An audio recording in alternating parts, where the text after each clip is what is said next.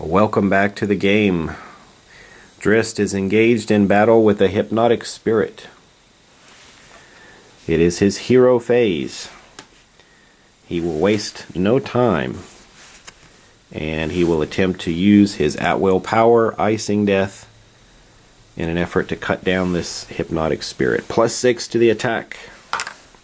We rolled a 9. That's going to total 15. And I think that's just good enough to hit the armor class of 14. That will do at least 1 hit point of damage, so as his scimitar tears through the hypnotic spirit, the ghost howls once again and is destroyed. That's going to give us 1 experience point and allow us to draw a treasure for defeating the monster. Another bolster. I'm actually glad to see this. So we choose a hero and we gain 1 hit point or end a condition. Let's take another hit point off of Drizzt. He's sort of getting his second wind, I guess. Alright. We're still allowed our movement for this turn.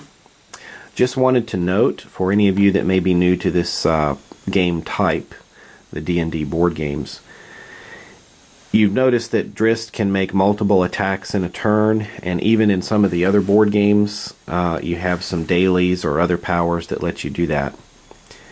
I've learned a while back that according to the rules, that even though you may defeat several monsters on your turn, you only draw 1 treasure card. So please keep that in mind, especially if you're new, that when you defeat your monsters, even if you defeat several, you can only draw 1 treasure card. My bad habit is I often forget to draw the treasure card, which is a real crime because those are very necessary to having a strong game and, you know, and playing it in your favor. So don't forget to draw your treasure cards. Okay, movement. Got plenty of movement with that necklace of speed and Drizzt's natural movement of 7. That's going to give me a movement of 9. I can really shoot around the board. This dancing serpent stance, which I haven't used yet, will even crank that movement up even higher, allowing me to move up to 2 squares before or after I make an attack. So that might allow me, in a situation where there are multiple enemies around, I can move in adjacent to one and then another. So let's move this direction. I don't know, let's move over here. 1, 2, 3. And we'll explore right there. We're going to go into the exploration phase. Hey, look at this. We've got the underground river. I think something special is going to happen now with this. We put this tile down, and I believe we then put a monster there, following the standard rules. Ooh, we've got a... Isn't that cool? We got a troll guarding the bridge. So there is a troll guarding the bridge. So let's get that big boy out. Well, he's a pretty good sized fellow here. Got the big troll. Got his hair pulled back in a ponytail there. Needs to see a dermatologist though. He's got a bit of trouble on his back. And on his front too. Alright. Well, there he is with a skull on his belt. Hopefully he won't be adding mine to that. So, oh boy, he looks pretty mean. We're going to put him down. And there we go. This should be a legal placement, as long as he has part of his figure on this, this bridge. He's a big boy. And that's going to end our... exploration phase, but let me double check. I think something special happens when I pull out the underground river. Alright, here we go. The special adventure rules. When you reveal the underground river, your hero has found the way out of the Underdark. Place the surface hollow tile next to the closest unexplored edge of the underground river tile. Then draw 2 monster cards and place the corresponding monster figures on the surface hollow tile, 1 on each mushroom patch.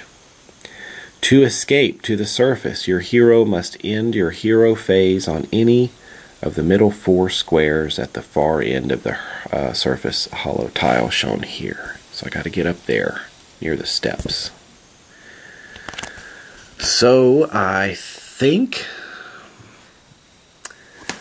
we're looking at potentially 3 monsters spawning here. So the sound of running water is a welcome respite from the silence of the caves. After days of traveling through the dark, you see the soft glow of sunlight ahead. Only a few monsters stand between you and freedom. So it doesn't say a couple of monsters, it says a few. So that's going to mean that we do indeed have, according to the flavor text there, 3 monsters standing in front of us. So let me get that extra tile out and I'll prepare to pull the monsters.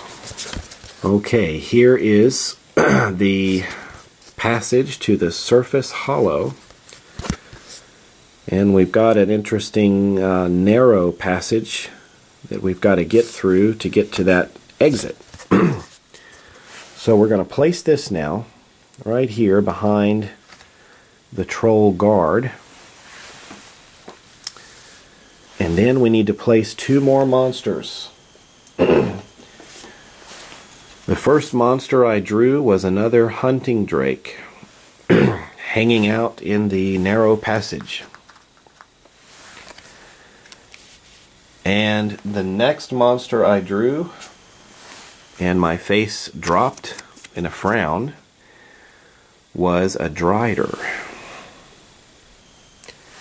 And he is back here guarding the exit. Another big figure. So, Drizzt, I think you're in trouble. Well, that finally brings our exploration phase to an end. It's now time to go to the villain phase. We've got white triangles here, so no need to worry about an encounter card at this time. So, boy, let's see if we can survive the attack of this troll. It's time to activate the monsters. The first monster drawn was the troll guarding the bridge. If he's within 1 tile of a hero, it moves adjacent to the closest hero and attacks with a nasty claw. After the attack, pass the card to the player on your right. They said that if you're playing this game solo, you don't need to worry about that last bit of text as there's no one else to pass the card to. But that's just an interesting thing to note. This troll is quite busy. He's going to activate more than usual. So he moves in, crossing his bridge, and says, "You cannot pass." So a little change there. Attacking Drizzt. +8 to his attack. My armor class is 17. That's a hit with his attack. So his nasty claw hits me for 3 damage and moves the hero 2 tiles. Well, I was just backhanded big time. 3 damage. Well, that drops me.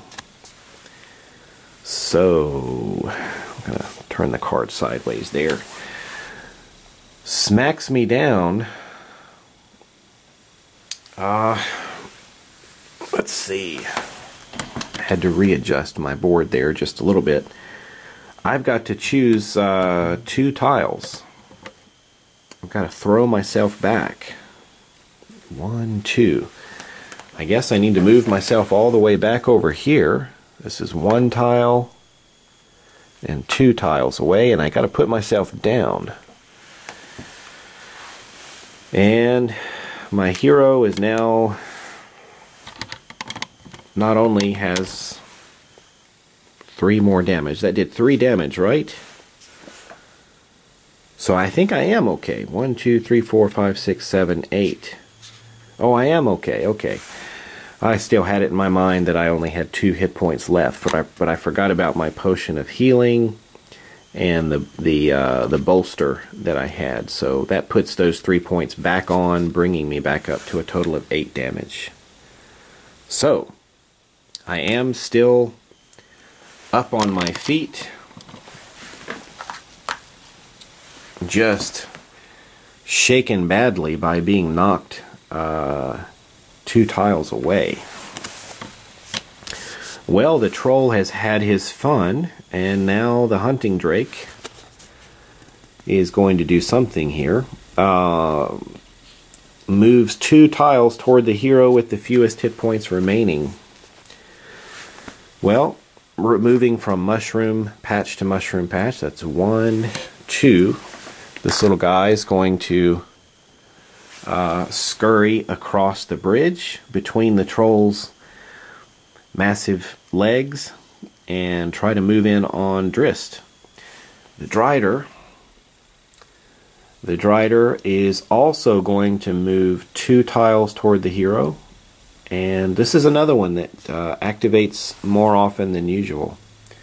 So the Drider, this half drow, half spider monstrosity, is going to advance 2 tiles. Well, it's going to squeeze through here, 1, and end its turn 2. So the bridge is busy. Alright, well, there's the situation. That brings our hero phase to an end. The exit is now heavily guarded by a Drider, a troll, and an annoying hunting drake. And our hero Drizzt is now down to his last 2 hit points, but remember, he does have a healing surge available to him that will allow him to get back up on his feet and heal himself for 5 hit points of damage should he drop. So it's going to be tight. Let's see if he can pull this victory off.